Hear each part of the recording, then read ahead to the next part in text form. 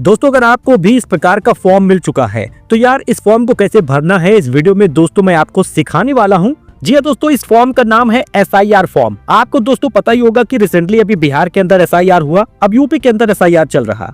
4 दिसंबर तक इसका last date है। 4 दिसंबर 2025 से पहले जितने भी लोग हैं यूपी के उन्हें ये फॉर्म भरना है और इसको फिल करके जमा करना है। इसको फिल करना बहुत ही आसान है। SIR फॉर्म कैसे भरेंगे, इसका प्रोसेस क्या होगा, ये अब सीखने वाले हैं। अगर आपके स्टेट में अभी तक SIR नहीं हो रहा तो अच्छी बात है, लेकिन यूपी वाले अगर आप हैं तो SIR फॉर्म दोस्तों भरना होगा। BLO ने आपके घर पर इसी प्रकार का 2 फॉर्म दे के गए होंगे हर एक व्यक्ति का। आने वाले टाइम में दोस्तों SIR तो होगा ही, तो आपको इस प्रोसेस को पता होना चाहिए। आइए जानते हैं ये फॉर्म किस प्रकार फिल होगा। सारा का सारा आपको फिल करने का पूरा प्रोसेस दिखाएंगे। दोस्तों आप अपने कॉलोनी में अपने सभासद से पता करिए और घर में BLO साहब आएंगे तो आपको उनसे वो फॉर्म मिल जाएगा। अगर आप यूपी के अंदर हैं तो भाई 4 दिसंबर ये लास्ट डेट है, जल्दी से इस फॉर्म को भर दीजिए। यहाँ पर कुछ चीजें मैंने ब्लर कर दी है, नाम वगैरह काट दिया है जिससे कि प्राइवेसी बनी रहे। आइए सीखते हैं यार कि इस फॉर्म को कैसे फिल करना है। दोस्तों अगर आप भारत निर्वाचन आयोग के इस गणना प्रपत्र में देखेंगे तो आपको दिखेगा कि यहाँ पर निर्वाचक का नाम रहेगा, उनका एपिक नंबर रहेगा, साथ ही एड्रेस होगा और क्रम संख्या आप देख सकते हैं, साथ ही भाग संख्या और नाम भी सब कुछ मतलब दर्ज रहेगा और साथ ही यहाँ पर QR कोड रहेगा और जिस वोटर का आप ये फॉर्म फिल कर रहे हैं उसकी फोटो होगी और यहाँ पर आप देखिए लिखा है कि नवीनतम फोटो चिपकानी है। तो जो वर्तमान की कोई नई फोटो हो आप उसको यहीं पर चिपका देंगे। अब यहाँ पर आपको सारा प्रोसेस दिख रहा होगा कि हमें क्या क्या चीजें भरनी है। ध्यान से देखिएगा, यहाँ पर जन्म तिथि, आधार संख्या, मोबाइल नंबर, पेरेंट्स का नाम और साथ ही उनका एपिक नंबर, माता का नाम, माता का एपिक नंबर, पति या पत्नी का नाम, मतलब सब कुछ दर्ज करना है। तो आइए जानते हैं कि कैसे इसको फिल करना है। तो जैसे आप यहाँ पे देखेंगे तो यहाँ पर पूछ रहा है डेट ऑफ बर्थ क्या है। तो मान लीजिए कि मैं यहाँ पर कोई भी डेट ऑफ बर्थ भर रहा हूँ तो यहाँ पर सबसे पहले आपको तारीख डालनी होगी, उसके बाद आपको मंथ डालना होगा और उसके बाद कौन से ईयर में जन्म हुआ है उसको डालना है। मतलब इतना तो आपको करना ही होगा, ये चीज आपको भरना है। डेट ऑफ बर्थ इसी प्रकार से भरा जाएगा। उसके बाद वोटर की आधार संख्या डालनी होगी, जो भी कोई आधार संख्या है वो आप डाल सकते हैं। हालांकि जो भी आधार संख्या आप डाल रहे हैं ये ऑप्शनल है, चाहे तो आप भर सकते हैं चाहे तो आप न भरें। ये आपको भरना होगा 12 डिजिट का आधार नंबर। उसके बाद मोबाइल नंबर जो कोई भी आपका है उस नंबर को आप जरूर भरिएगा, मतलब 10 डिजिट का आपका जो मोबाइल नंबर है उसको आपको भरना होगा। इसके साथ ही अब आपको पेरेंट्स का नाम देना होगा, यानी कि आपके पिता का नाम इसमें दर्ज होगा। ध्यान इस बात का दीजिएगा कि आपके पिता का नाम निर्वाचन कार्ड में जिस प्रकार से लिखा है वैसे ही लिखना होगा। मान लीजिए कि हमको यहाँ पर अपने पिता का नाम लिखना है तो हमें अपने पिता का नाम एकदम सही लिखना होगा जिस प्रकार से उनके निर्वाचन में लिखा हुआ है।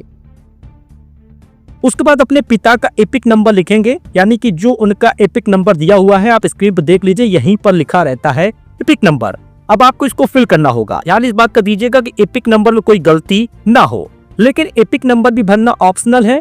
पिता का नाम भरना जरूरी है, मोबाइल नंबर देना जरूरी है, आधार संख्या ऑप्शनल है और डेट ऑफ बर्थ सही भरना होगा। ठीक इसी प्रकार से आप अपने माता का नाम भी इसमें लिखेंगे। माता का नाम भी ठीक उसी प्रकार से एकदम सही होना चाहिए। इसके बाद आपको इसमें एपिक नंबर उनका भी लिखना होगा।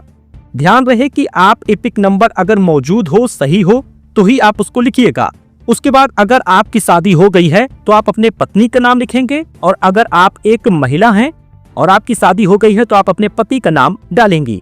मान के चलिए कि यहाँ पर आपको अपने पति का नाम डालना है तो पति का नाम आप यहाँ पर लिखेंगी और उनका जो एपिक नंबर है उसको आपको यहाँ पर लिखना होगा। ध्यान रहे कि कोई भी गलती इन चीजों में ना करिएगा, ये एकदम महत्वपूर्ण दस्तावेज है और इस SIR फॉर्म को 2 जगह नहीं भरना है, यानी कि कोई भी SIR फॉर्म को 2 बार नहीं फिल करेगा कि आप इस मोहल्ले से भी भर दिए हो और अगले मोहल्ले से भी भर दिए हो, या फिर आप किसी एक गांव का SIR फॉर्म भर के अपने शहर का भी SIR फॉर्म भर दिए हो। ऐसा आप बिल्कुल भी मत करिएगा। अब इसके बाद यहाँ पे आप देखिए 2 कॉलम दिया हुआ है। पहला लिखा हुआ है कि पिछले SIR की मतदाता सूची में मतदाता का विवरण दीजिए। अगर आपका 2003 वाली लिस्ट में नाम है तब आपको यहाँ पर सारी चीजें फिल करनी होंगी और अगर आपका 2003 वाले में नाम नहीं है तो आप इसको नहीं भरेंगे। अब मान के चलते हैं कि आपका 2003 वाले में नाम नहीं है तो आप इस कॉलम को छोड़ देंगे और अगले कॉलम में आएंगे।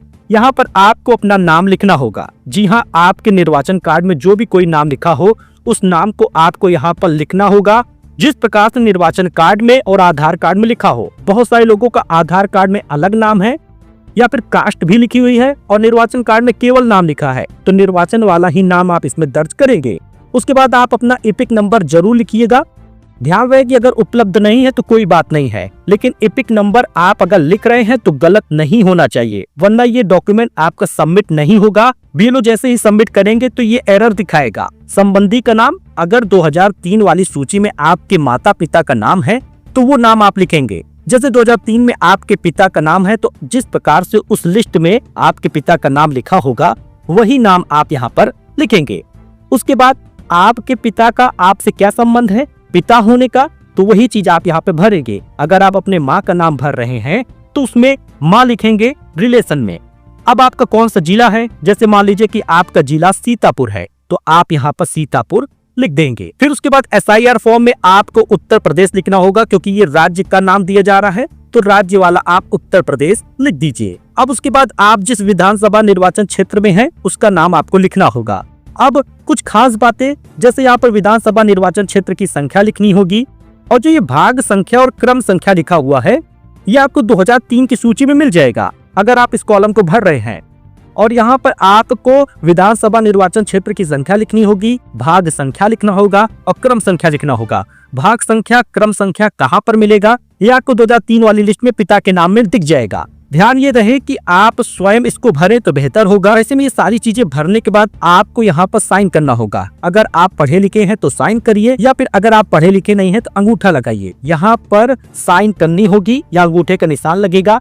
आपको इसी प्रकार का 2 फॉर्म दिया गया है, दोनों ऐसे ही भरना होगा। और आपको यहाँ पे बीएलओ का हस्ताक्षर करवाना होगा। बीएलओ यहाँ पे भी हस्ताक्षर करेगा और जो दूसरा एसआईआर फॉर्म इसी के साथ दिया है उसमें भी साइन करेगा।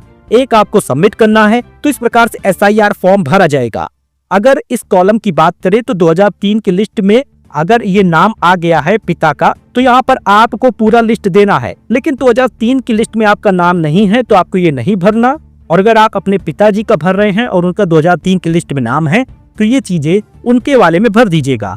तो सिंपल सी बात है, बड़ा ही आसान प्रोसेस होगा। तो आप इसी प्रकार से भरेंगे। आप इसको देख लीजिए, इसको चाहे आप स्क्रीनशॉट ले ले, तो ऐसे ही भरना है। साइन जरूर कर दीजिएगा। इसमें खास चीज ये है कि आपका डेट ऑफ बर्थ होना चाहिए, मोबाइल नंबर होना चाहिए और किसी एक का पेरेंट्स में चाहे माता का या पिता का नाम होना चाहिए और साथ ही उनका एपिक नंबर होना चाहिए। अगर किसी महिला का आप भर रहे हैं तो यहाँ पे पति होगा और उनका एपिक नंबर होगा।